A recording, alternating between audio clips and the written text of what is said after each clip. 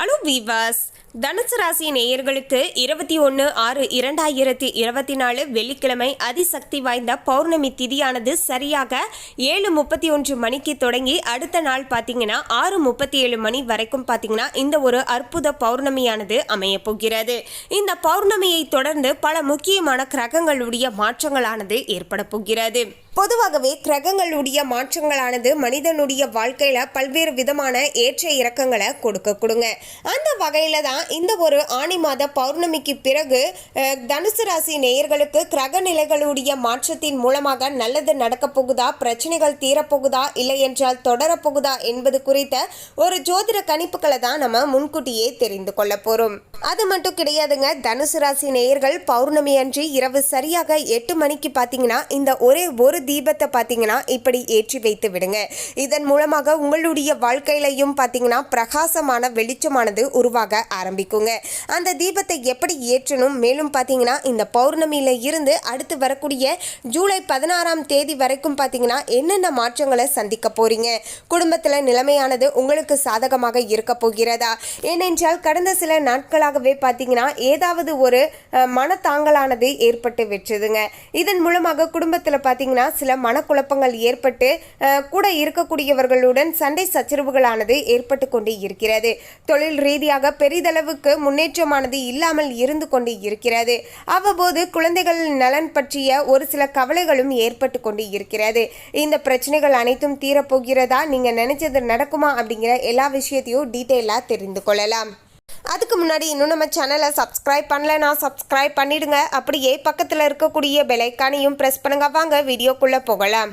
21/6/2024 இருந்து வரப்போகின்ற 16/7/2024 வரையிலான இந்த ஆனி மாதத்துடைய கடைசி 25 நாட்கள்ல தான் பல முக்கியமான கிரகங்களுடைய மாற்றத்தால தனுசு ராசிக்கு என்னவெல்லாம் நடக்க போகுது அப்படிங்கிறத நம்ம தெரிந்து கொள்ளலாம். தனுசு ராசி நேயர்களே, தனுசு ராசி அன்பர்களுக்கு ஜூன் 21ஆம் தேதி அற்புதமான பௌர்ணமி திதிக்கு பிறகு பார்த்தீங்கன்னா கிரக நிலைகளை ஆராய்ந்து பார்க்கும்போது உங்களுடைய ராசிநாதன் குரு 6ஆம் இடத்துல சஞ்சாரம் செய்ய போகிறார். சகாய ஸ்தானத்துல சனியும், சப்தம ஸ்தானத்துல புதனும், பூர்வ புண்ணிய ஸ்தானத்துல செவ்வாயும் அவரவர் சொந்த வீடுகள்ல சஞ்சாரம் செய்து கொண்டு இருப்பதால ஏற்றங்களும் நல்ல மாற்றங்களும் தனுசு ராசி நேயர்களுக்கு வந்து சேரக்கூடிய வகையில உங்களுக்கு அமைஞ்சிருக்குங்க. வெற்றி வாய்ப்புகளானது உங்களுடைய வீடு தேடி வரக்கூடிய வகையில அமைய போகிறது. பொருளாதார நிலையானது மிக சிறப்பானதாக மாறப்போகிறது. புதிய பாதையானது புலப்படுங்க. குருவுடைய பார்வை பலத்தால குடும்பத்துல நல்ல சம்பவங்களான அதிகமாக நடைபெற போகின்ற ஒரு சிறப்பான காலகட்டமாக அமைய போகிறது.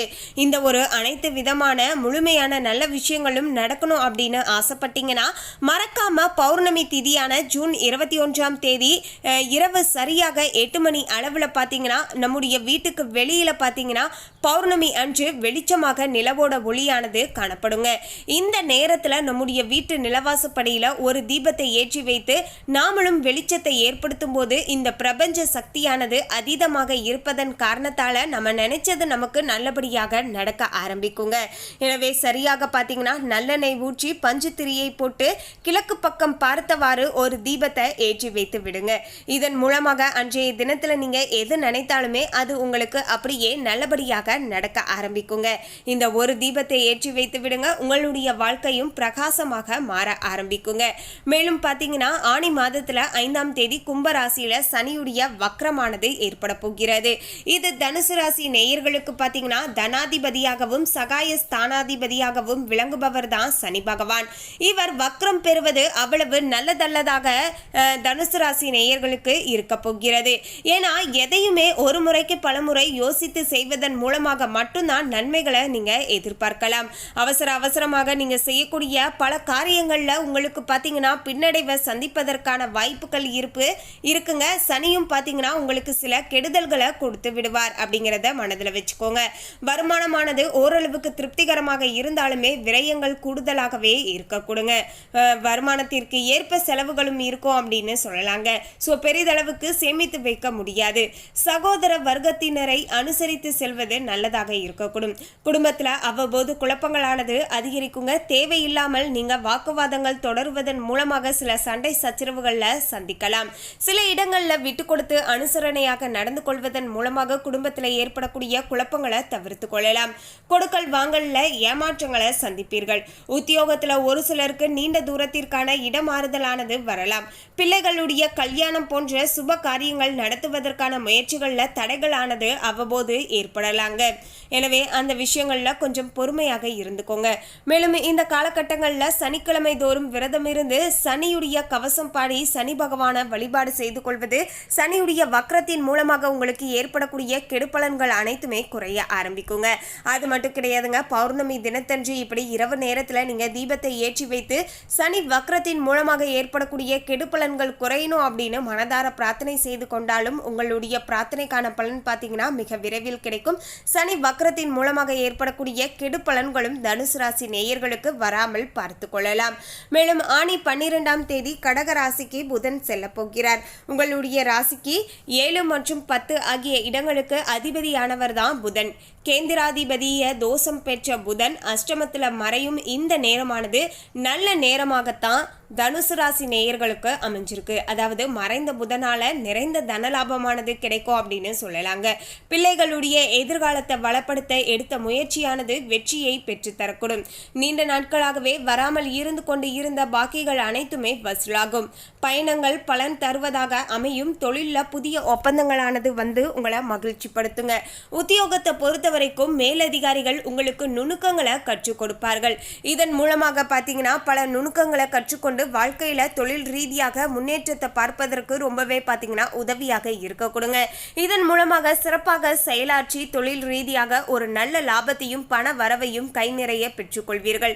இதன் மூலமாக உங்களுடைய மதிப்பு மரியாதையும் அந்தஸ்தும் பார்த்தீங்கன்னா உயர ஆரம்பிக்கும் அப்படின்னு சொல்லலாங்க.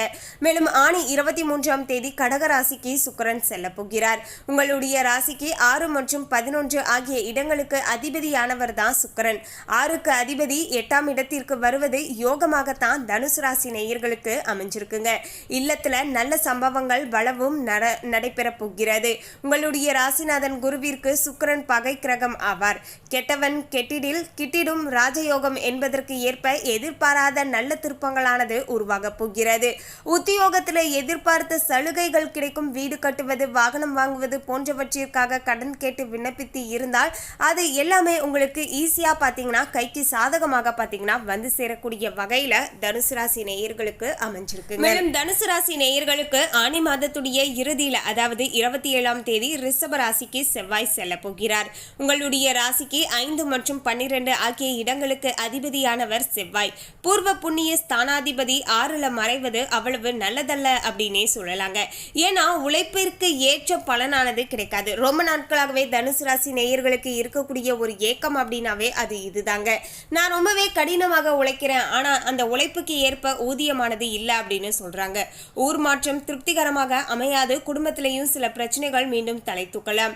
பிள்ளைகள் உங்களுடைய மேற்பார்வையில வைத்துக் கொள்வது நல்லதாக இருக்க கொடுங்க. இல்லை என்றால் பிள்ளைகளுடைய நலன்ல நீங்க சில தொந்தரவுகளை சந்திக்கலாம். ஆரோக்கிய தொல்லைகளும் மருத்துவ செலவுகளும் அதிகரிக்கக்கூடும். பண நெருக்கடியின் காரணமாக ஒரு சிலருக்கு கடன் வாங்க வேண்டிய சூழ்நிலை கூட ஏற்படலாம். பொது வாழ்க்கையில் உள்ளவர்களுக்கு கௌரவம் அந்தஸ்து உயரும். வியாபாரம் மற்றும் தொழில் செய்யக்கூடியவர்களுக்கு தேவையான முதலீடுகள் கிடைக்கும். உத்தியோகத்தில் உள்ளவர்களுக்கு மேலதிகாரிகளுடைய ஆதரவானது திருப்தியை பெற்று தரக்கூடும். கலைஞர்களுக்கு தடைப்பட்ட ஒப்பந்தங்கள் தானாக வந்து சேரும். மாணவ மாணவிகளுக்கு எதிர்பார்த்த இலக்கை அடைய ஆசிரியர்கள் வழிகாட்டுவார்கள். பெண்களுக்கு பிள்ளைகளின் சுபகாரிய பேச்சிற்கு முடிவுக்கு வரக்கூடுங்க. தேவைக்கு ஏற்ற விதத்துல பொருளாதாரமானது உயர ஆரம்பிக்கும். மொத்தத்துல தனுசு ராசி நேயர்களுக்கு பாத்தீங்கன்னா சனியுடைய வக்ரத்தின் மூலமாகவும் செவ்வாய் ரிஷப ராசிக்கு செல்வதன் மூலமாகவும் அவ்வப்போது சின்ன சின்ன பிரச்சனைகள் வந்தாலுமே மற்றபடிக்கு பாத்தீங்கன்னா இந்த 2 விஷயங்கள்ல கவனமாக இருப்பதன் மூலமாக மற்ற கிரகங்கள் ஓரளவுக்கு அதாவது சுக்கிரனும் புதனும் பாத்தீங்கன்னா உங்களுக்கு சாதகமாக அமைஞ்சு வாழ்க்கையில நல்ல ஒரு மாற்றத்தை கொடுக்கக்கூடிய வகையிலேயே செயல்படுவார்கள். புதனும் சுக்கிரனும் கொடுத்தாலுமே சனியும் செவ்வாயும் சேர்ந்து உங்களுக்கு தடுப்பார். இதையும் தாண்டி நீங்க முயற்சி செய்யும் போது உங்களுக்கு முயற்சிக்கு ஏற்ப நல்ல மாற்றமும் முன்னேற்றமும் கிடைக்குங்க. மேலும் உங்களுக்கான அதிர்ஷ்ட தினங்கள் அப்படின்னு பாத்தீங்கன்னா ஜூன் மாதத்துல 25, 26, 29, 30, ஜூலை மாதத்துல 10, 11, 14, 15. உங்களுக்கான அதிர்ஷ்ட நிறம் அப்படின்னு பாத்தீங்கன்னா மஞ்சள் நிறங்க. மேலும் தனுசு ராசி நேயர்கள் மறக்காம பௌர்ணமி இரவு பாத்தீங்கன்னா நீங்க தீபத்தை ஏற்றி வைத்து வழிபாடு செய்துக்கோங்க. செவ்வாய் மற்றும் சனியினால் ஏற்படக்கூடிய சங்கடங்களும் பாதிப்புகளும் குறைய ஆரம்பிக்கும். தெரிவிக்கும். மேலும் இந்த தகவலை பற்றிய உங்களுடைய கருத்தை கமெண்ட்ல பதிவு பண்ணுங்க. இந்த தகவல் உங்களுக்கு பிடிச்சிருந்தா லைக் பண்ணுங்க, ஷேர் பண்ணுங்க. இது போன்ற சுவாரஸ்யமான தகவலை தெரிந்து கொள்ள சேனலை சப்ஸ்கிரைப் பண்ணுங்க. தேங்க்யூ.